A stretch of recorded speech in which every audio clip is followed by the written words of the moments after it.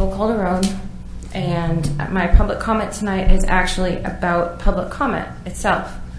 What you read every week to us and what is up here isn't the same thing that's on the agenda.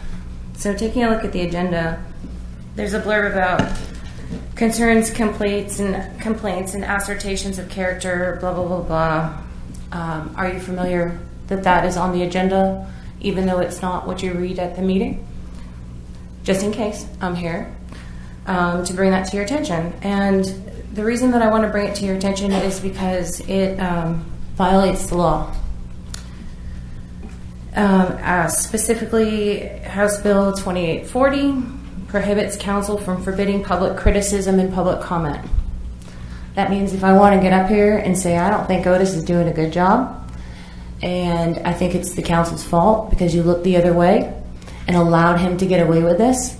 I know you all haven't been on for the same amount of time as other people, but you've seen things, you've had a chance to do something about it, and you didn't. So now here we are with a big agenda, talking about the city manager, possible action or actions. And if people want to come up here and tell how they feel, the law says that they can do that, and you can't silence them. And instead of thinking of it as gripes, think of it as an opportunity to improve. Because nothing is going to change or get any better if we just keep doing the same old status quo. If we want this to improve, we're going to have to take those complaints into consideration and do something about them. Major complaint I brought to your attention about the behavior of the manager, and you didn't do anything. You saw it, Patty, in April at the candidate forum when I called him out for incurring monetary injuries to this city, and he got in my face and threatened to sue me.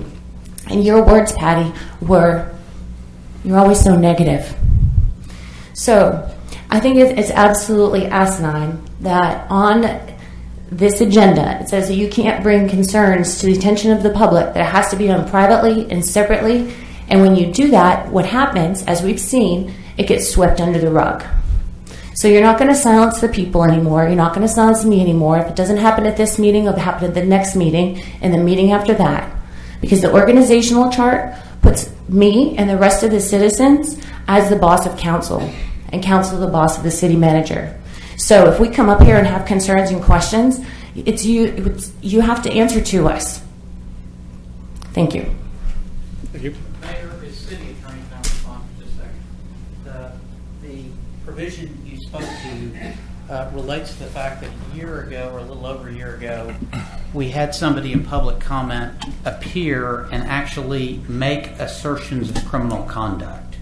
And you're absolutely right that the statute allows criticism of the public. The ordinance that the City Council passed only prohibits language that would suggest someone has committed a criminal act. That is the only limitation, and it is not and never has been enforced by any member of this council to prohibit What criticism. is that ordinance? What is that ordinance that you're referring to? It's an ordinance we passed about a year ago regarding public comment. I can get you a copy of it. I would like to know what it is, because the information that I'm going by is provided by the Texas Municipal League, which you'll go to training every year. It's in the handbook for mayors and council members. Our time's okay. I was just trying to... We got a lot of people Yes, signed I'd up. like to know that ordinance. Thank you.